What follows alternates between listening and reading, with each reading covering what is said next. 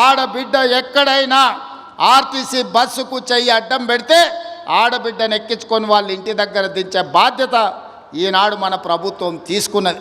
అందుకే ఈరోజు రాష్ట్రం నలుమూలల దాదాపుగా 120 కోట్ల మంది ఆడబిడ్డలు ఈ 13 నెలల ఆర్టీసీ బస్సుల్లో ఉచిత ప్రయాణం చేస్తే దాదాపుగా 4,000 కోట్ల రూపాయలు ఆర్టీసీ కార్పొరేషన్కు రాష్ట్ర ప్రభుత్వం చెల్లించడం జరిగింది.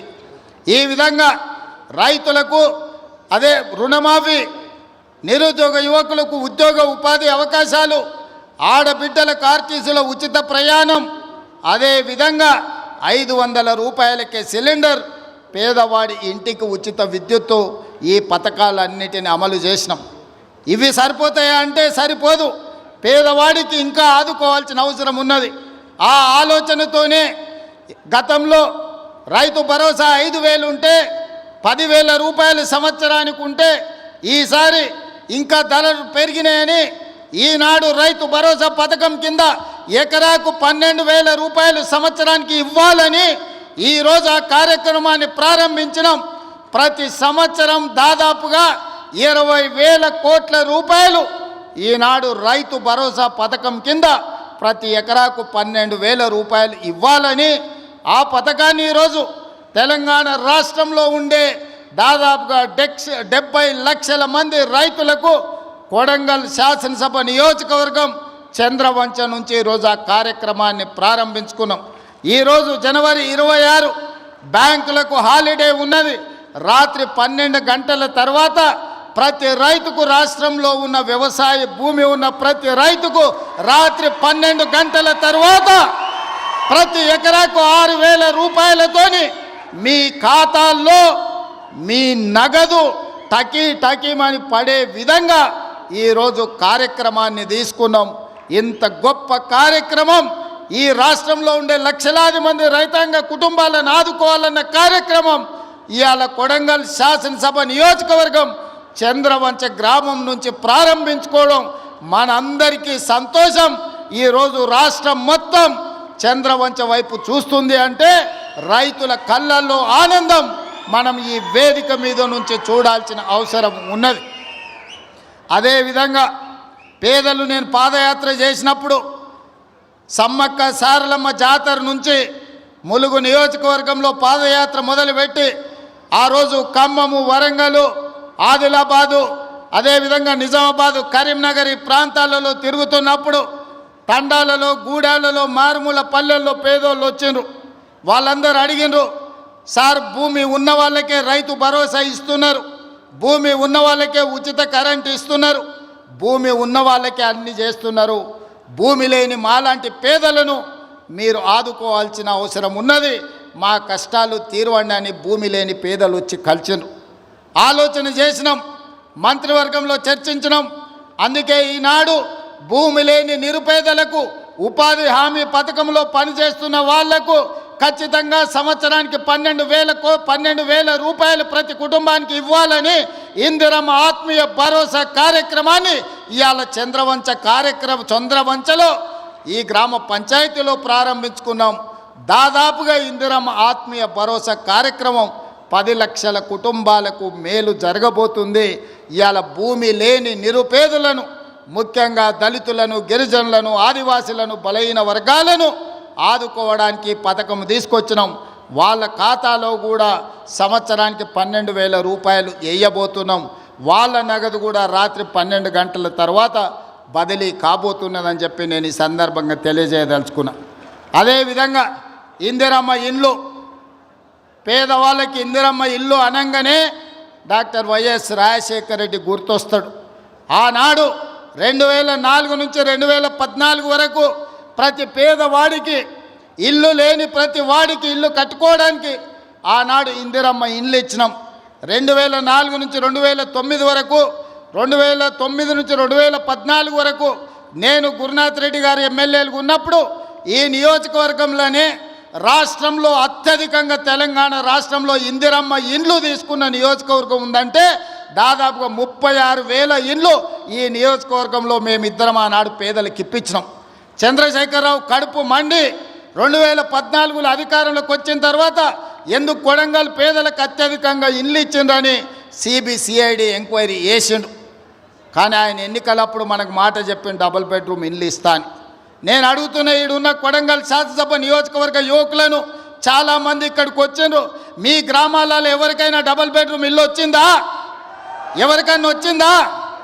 మొత్తం మన నియోజకవర్గంలో కూడా ఏ ఒక్కరికొక్క డబుల్ బెడ్రూమ్ ఇల్లు ఇయ్యలే. ఊరికో కోడి ఇంటికో ఈక కూడా ఆనాడు ప్రభుత్వం ఇవ్వలేదు. కానీ ఈరోజు ఈ వేదిక మీద నుంచి చంద్రవంచలో ఉన్న పేదవాళ్ళందరికీ ఇందిరమ్మ ఇల్లు ఇవ్వడమే కాకుండా ఈ శాసనసభ నియోజకవర్గంలో మార్చి 31 తారీఖు లోపల 3500 ఇందిరమ్మ ఇల్లు పేదవాళ్లకు ప్రతి వాడికి 5 లక్షల రూపాయలు ఉచితంగా ఇందిరమ్మ ఇల్లు కట్టుకోవడానికి మనం రాబోయే 2.5 నెలల్లో కొడంగల్ శాసనసభ నియోజకవర్గంలో ఇండ్లు మనం ఇచ్చుకోబోతున్నాం. ఇవి సరిపోవు. ప్రతి సంవత్సరం సరాసరిగా 4000 ఇండ్లన్నా ఇచ్చి రాబోయే 4 ఏళ్లలో 15 నుంచి 20,000 ఇందిరమ్మ ఇండ్లు కొడంగల్ శాసనసభ నియోజకవర్గంలో ఇచ్చి ప్రతి పేదవాడిని ఒక ఇంటి వాడిని చేసే బాధ్యత ఈరోజు నేను తీసుకుంటా మీ సోదరుడిగా. ఈరోజు మీరు అండగా నిలబడి మీరు ఆశీర్వదించి ఇక్కడ శాసనసభ్యుని చేస్తే తెలంగాణ రాష్ట్రానికి ముఖ్యమంత్రి అయినా మరి అలా నా బాధ్యత ఉంది. ఇక్కడున్న ప్రతి పేదవాడికి ఇందిరమ్మ ఇల్లు ఇవ్వాలి. రాబోయే 4 ఏళ్లలో 15,000 నుంచి 20,000 ఇళ్ళు ఒక్క కొడంగల్ శాసనసభ నియోజకవర్గంలోనే ఇచ్చి ఇక్కడి పేదవాళ్ళను ఆదుకునే బాధ్యత నేను తీసుకుంటాను. ఈ సందర్భంగా చెప్తున్నా. ఇవాళ రేషన్ కార్డులు ఎక్కడికి పోయినా పేదలు మాకు రేషన్ కార్డు లేదంటున్నారు. చంద్రశేఖరరావు గారు గొప్ప మేధావి, 80,000 పుస్తకాలు చదివిండు. వాళ్ళ కొడుకేమో అమెరికాలో చదువుకున్నా అంటాడు.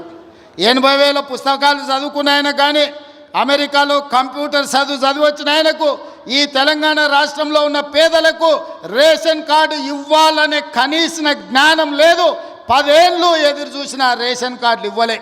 అందుకే ఇవాళ ప్రతి గ్రామంలో ఉన్న పేదవాడికి రాష్ట్రం మొత్తంలో 30-40 లక్షల కుటుంబాలకి ఇవాళ రేషన్ కార్డులు లేని ప్రతి వాళ్లకు రేషన్ కార్డు ఇవ్వాలని మన ప్రభుత్వం నిర్ణయం తీసుకున్నది. రేషన్ కార్డు ఇచ్చిన ప్రతి వాడికి సన్న బియ్యం పంచే కార్యక్రమాన్ని కూడా మన ప్రభుత్వం తీసుకుంటుంది. ఇవాళ రేషన్ కార్డు అనేది పేదవాడి యొక్క గుర్తింపు. ఆధార్ కార్డు ఎట్లనో రేషన్ కార్డు కూడా అట్లనే. ఎక్కడికి పోయినా ఏమున్నా లేకపోయినా పేదవాడిని అధికారులు రేషన్ కార్డు ఉందా అని అడుగుతారు. మరి ఇవ్వాల్సిన అధికారులు గత ప్రభుత్వం 10 ఏళ్ళు రేషన్ కార్డులు ఇవ్వలేదు. అందుకే ఇవాళ మనం ప్రతి గ్రామంలో గ్రామ సభలు పెట్టి గ్రామ సభల ద్వారా మన దగ్గర ఉన్న సమాచారాన్ని ఇవ్వడమే కాదు, రేషన్ కార్డులు రాని వాళ్ళను వివరాలు లేని వాళ్ళను గ్రామ సభలల్లో మీ వివరాలు ఇవ్వండి, మీ అందరికీ రేషన్ కార్డులు ఇస్తామని చెప్పి మన ప్రభుత్వ అధికారులను గ్రామాలకు పంపించినాం. ప్రతి 6 నెలలకు క్రమము తప్పకుండా అధికారులను గ్రామాలకు పంపిస్తున్నాం. గత 10 ఏళ్లలో ఎప్పుడైనా అధికారులను చూసిండ్రా అని నేను అడుగుతున్నా. ఎప్పుడైనా చూసిండ్రా? కలెక్టర్లను చూసిండ్రా? ఆర్డీఓలను చూసిండ్రా? ఎంఆర్ఓలను చూసిండ్రా? అధికారులు ఎవరైనా మన గ్రామాలకు వచ్చిండ్రా? ఇప్పటికే 3 సార్లు మనం గ్రామ సభల ద్వారా గ్రామాలకు అధికారులను పంపించి ప్రజల దగ్గరికి పంపించి ప్రజా పరిపాలనలో ప్రజలకు మీరు జవాబుదారీతనంగా ఉండాలి, ప్రజలకు వెళ్ళి వివరించండి అని చెప్పి ప్రతి అధికారిని గ్రామ బాట పట్టించినాం. గతంలో పని కావాలంటే ఫామ్ హౌస్కు పోవాల్సి ఉండే, కానీ ఇప్పుడు ఆ విధానం మార్చినాం. ప్రజల దగ్గరికే అధికారులను పంపించినాం, ప్రజల దగ్గరికే ఎమ్మెల్యేలను పంపించినాం, ప్రజల దగ్గరికే మంత్రులను పంపించినాం, ప్రజల దగ్గరికే ఈరోజు ముఖ్యమంత్రి కూడా వచ్చాడు. ప్రజలే రాజులు, ప్రజలే పాలకులు. ప్రజల దగ్గరికి ప్రభుత్వ అధికారులైనా మంత్రులైన ముఖ్యమంత్రులైన ప్రజల దగ్గరికి వెళ్ళాల్సిందే, ప్రజల ముందు నిలబడాల్సిందే అని మన ప్రభుత్వం వచ్చినాక మార్పు తీసుకొచ్చినాం. అందుకే ఇవాళ చీఫ్ సెక్రటరీ నుంచి మొదలు పెడితే రాష్ట్ర స్థాయిలో ఉన్న ప్రతి అధికారి, జిల్లా స్థాయిలో ఉన్న కలెక్టర్లు, హౌసింగ్, రెవెన్యూ అన్ని డిపార్ట్మెంట్ల అధికారులు ఇవాళ చంద్రవంచ గ్రామానికి వచ్చిన ఒక మారుమూల ప్రాంతంలో అంటే ఇది ప్రజల కోసం తీసుకొచ్చిన మార్పు, ఇది ప్రజా పరిపాలన అంటే. ఫామ్ హౌస్లో ఉండి గడీలలో బండి ఈరోజు 10 ఎకరాలలో భవంతులు కట్టుకొని పరిపాలన చేస్తామంటే కుదరదు. ప్రజల దగ్గరికి వెళ్ళాల్సిందే.